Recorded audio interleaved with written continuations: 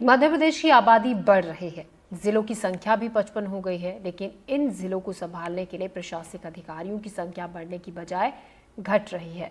आलम यह है कि प्रदेश में तैनात 350 आईएएस काम के बोझ से दबे हैं।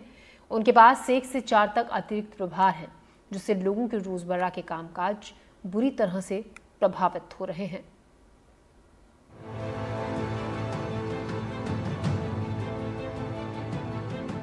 मध्य प्रदेश में रोज नए ऐलान हो रहे हैं। राज्य सरकार भी जमीनी स्तर पर कसावट की बात कह रही है, लेकिन ऐलान क्रियान्वयन और कसावट में एक पेंच फंसा है। जिन अधिकारियों को इसका जिम्मा है वो काम के बोझ तले दबे हैं। मध्य प्रदेश में भारतीय प्रशासनिक सेवा यानी आईएएस के 459 पद स्वीकृत हैं। इनमें 391 पद भरे हैं, जबकि 68 पद खाली हैं। इनमें भी 41 केंद्रीय प्रतिनियुक्ति पर हैं। ऐसे में सवाल है कि इस संख्या में इजाफा कब होगा और स्वीकृत पद कब भरे जाएंगे।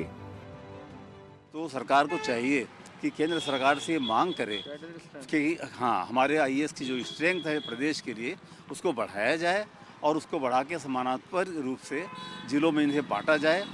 और जो डबल चार्ज की सिस्टम है, एक एक अधिकारी के पास 2-2 चार्ज, 3-3 चार्ज, अब कैसे कई तो ऐसे हैं कि जो इनका एक पैर दिल्ली में भी उनको चार्ज मिला हुआ है और प्रदेश में भी चार्ज मिला हुआ है, तो ये व्यवस्था खत्म हो। मध्य प्रदेश के कई अफसर केंद्रीय प्रतिनियुक्ति पर जाना चाहते हैं। 5 और अफसर को केंद्रीय प्रतिनियुक्ति के लिए राज्य में एनओसी दे दी है। केंद्र कभी भी उन्हें बुला सकता है। 89 अफसर अगले 5 साल में रिटायर हो जाएंगे। केंद्र ने अगस्त 2022 में मध्य प्रदेश आईएएस कैडर की समीक्षा की, तब आईएएस कैडर संख्या 459 थी। उसके बाद से संख्या नहीं बढ़ी।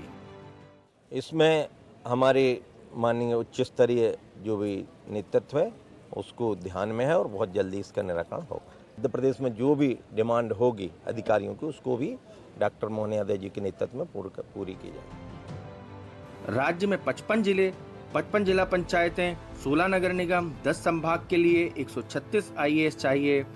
56 विभाग हैं। एक विभाग में अपवाद छोड़कर 8 आईएएस के हिसाब से 448 आईएएस की जरूरत है। 10 मुख्यमंत्री कार्यालय, मुख्य सचिव कार्यालय, इस तरह प्रदेश में 594 आईएएस की जरूरत है। केंद्र के लिए तय प्रतिनियुक्ति कोटा 99 है, जिसमें अभी 41 प्रतिनियुक्ति पर हैं।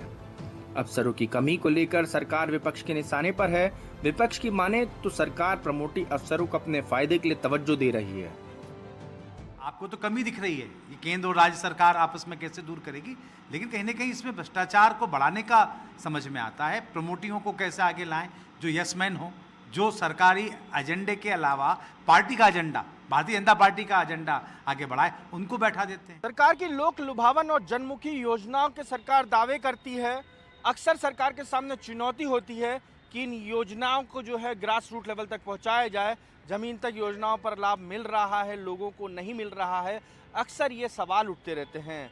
लेकिन कई अफसर आज भी काम के बोझ तले दबे हैं और आईएएस अफसरों की संख्या लगातार मध्य प्रदेश में घटती जा रही है। अभी भी जितने अफसरों की ज़रूरत है उससे बहुत कम अफसर मध्य प्रदेश में तैनात हैं और सबसे ज़्यादा अफसरों का प्रेम केंद्रीय प्रतिनियुक्ति पर है।